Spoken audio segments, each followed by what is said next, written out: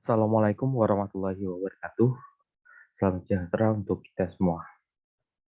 Perkenalkan, nama saya Wahyudi, NIM saya 20210101. Pada kesempatan kali ini saya akan membahas mengenai kontrol sistem analisis dan desain by the root focus methods. Jadi pembelajaran ini didapat dari sistem teknik kendali pada mata kuliah tersebut di semester 4 pada perkuliahan. Baik, langsung saja saya masuk ke pengenalan sistem dari desain by root locus methods. Oke, karakteristik dasar dari respon sementara dari sistem loop tertutup adalah error terkait dengan lokasi kutub tertutup. Jadi jika sistem memiliki format loop variabel, maka lokasi kutub loop tertutup tergantung pada nilai perolehan loop yang dipilih. Oleh karena itu, penting bagi perancang untuk mengetahui bagaimana kutub loop tertutup bergerak masuk bidang S sebagai penguat loop bervariasi. Jadi untuk pembahasannya nanti akan kita bahas di mana pada judul, di mana root locus methods. Yang pertama itu pengenalan, kemudian kita masuk ke root locus plot. Oke, dari sudut pandang desain dalam beberapa sistem penyelesaian gen, di mana gen ini sama dengan K, sederhana dapat menggunakan tiang loop tertutup ke lokasi yang diinginkan. Maka masalah desain bisa menjadi selection atau pilihan dari nilai keuntungan yang sesuai. Jika penyesuaian gen saja tidak menghasilkan hasil yang diinginkan, penambahan kompensator ke sistem akan menjadi perlu. Jadi penambahan kompensator itu harus kita tambahkan kemungkinan besar jika hasil yang dihasilkan untuk penyesuaian gen nggak mencukupi gitu, nggak seperti yang kita inginkan, nggak sesuai dengan apa yang kita butuhkan. Oke, kemudian kita masuk ke root locus plot, di mana kondisi sudut dan besarnya pertimbangan sistem umpan balik negatif yang ditampilkan pada gambar di bawah. Ini gambar. Fungsi transfer loop tertutup adalah di mana CS per S sama dengan GS 1 plus GS dikali dengan HS.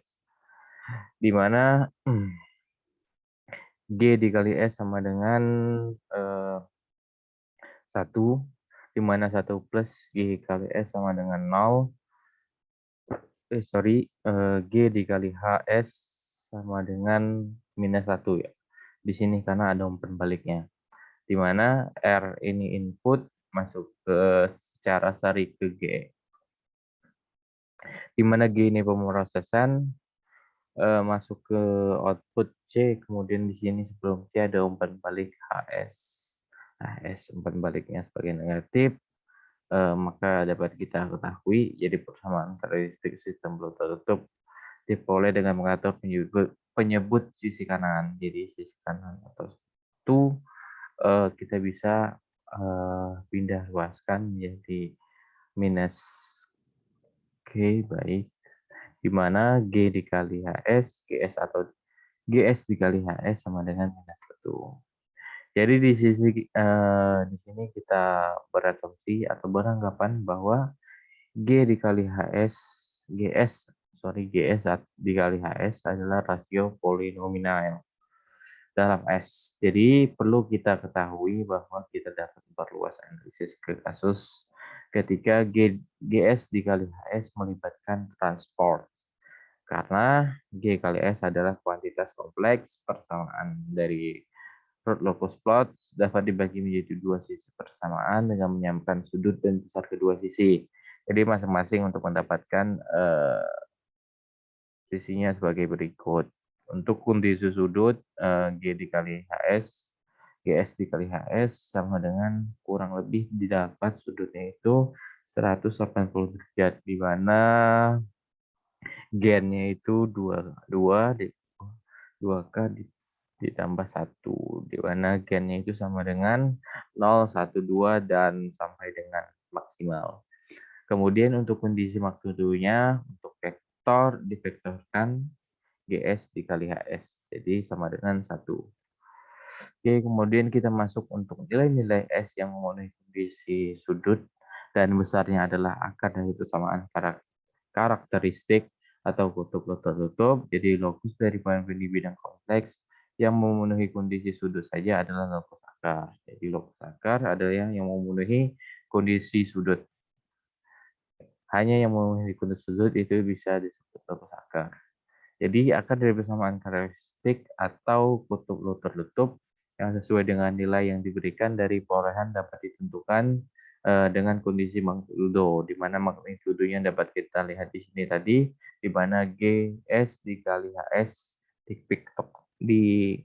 divektorkan sama dengan 1. Kemudian dalam banyak kasus atau di lapangan, di mana GS dikali HS melibatkan parameter gen atau K. Dan karakteristik secara dapat ditulis sebagai berikut, di mana 1 ditambah gen, lepas itu dikali dengan S ditambah dengan Z1, dikali dengan S ditambah dengan Z2, dikali dengan S ditambah dengan Z maksimal.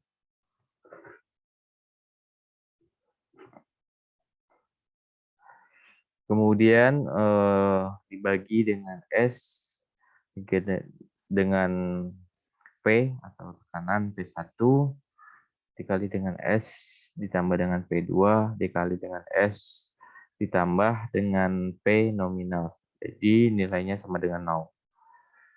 Oke, di sini kenapa dengan sama dengan 0? Karena itu hanya untuk melengkapi dari persamaannya. Kemudian untuk lokus akar, untuk sistem adalah lokus akar dari kutub tertutup, karena gen atau K adalah bervariasi dari 0 hingga tak terhingga. Perhatikan bahwa untuk memulai membuat sketsa lokus akar suatu sistem dengan metode root locus. Jadi kita harus mengetahui lokasi kutub dan 0 dari GS dikali HS. Jadi perlu kita ketahui bahwa sudut-sudut dari jumlah kompleks yang berasal dari kutub loop terbuka dan 0 loop terbuka ke titik uji S, di mana titik ujinya adalah S, diukur dalam arah berlawanan dengan arah jarum jam. Jadi untuk pengukurannya itu kita harus berlawanan dengan arah jarum jam. Jadi misalkan GS dikali HS jadi sama dengan di bawah ini, di mana gen dikali dengan S ditambah dengan Z1.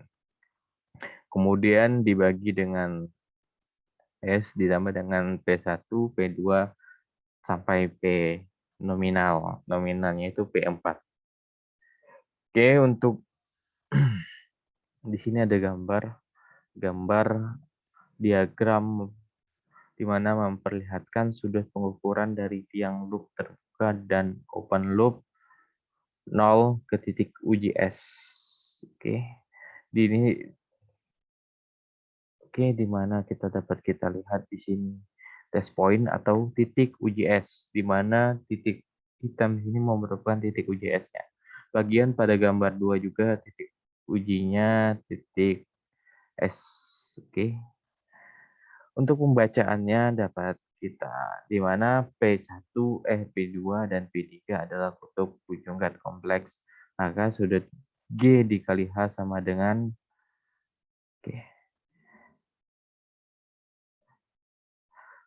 Oke, di sini dapat kita lihat P2 dan P3. Di sini P3-nya, di sini P2. Oke. Dapat kita lihat jalurnya dari atas ke bawah. Di sini disebutkan bahwa kutub kunjungan kompleks. Jadi di mana GS dikali HS Megas dikurang 01, 02, 03, 04. Oke, di sini dapat kita lihat. 01-nya di sini, 02, 03, dan 04-nya harusnya di sini. Oke. Di sini titik 04. Oke, kemudian untuk kita ketahui F1, U1, U2, U3, dan U4 diukur berlawanan arah jarum jam seperti yang ditunjuk pada gambar. Misalnya GS pada sistem ini. Oke. Jadi di sini pemutarannya dari P2 minus P2 diputar menuju minus P3. Jadi titik P1 di sini diarahkan ke 01 karena berarah lawan dengan jarum jam. Jadi mutar dia ke sini ke atas, melewati V2, melewati 04 atau P4, kemudian finish di minus P3 atau 0,3. Oke, kemudian pada gambar ini untuk kita ketahui F1, U1, U4 diukur berlawanan arah jarum jam. Jadi untuk pengukurannya diukur melewati arah jarum jam. G di mana G di vektor GS dikali HS, K dikali B1, A1, A2, A3, A4. Di sini dapat kita lihat pemutarannya A1, di sini A2, A3, A4. Jadi arahnya di sini ke sini.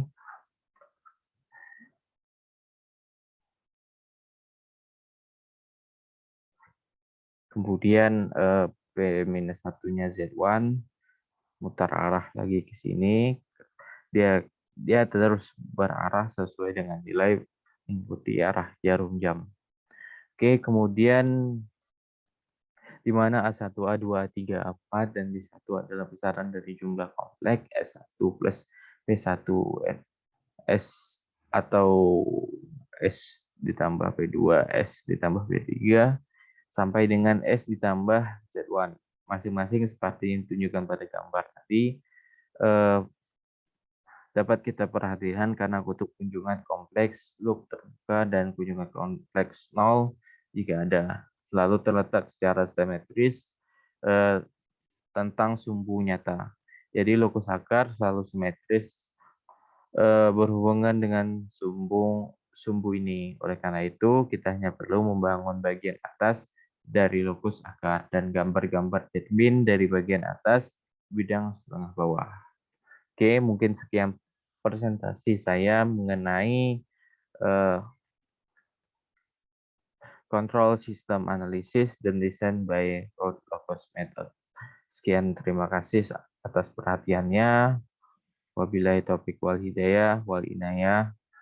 Wassalamualaikum warahmatullahi wabarakatuh.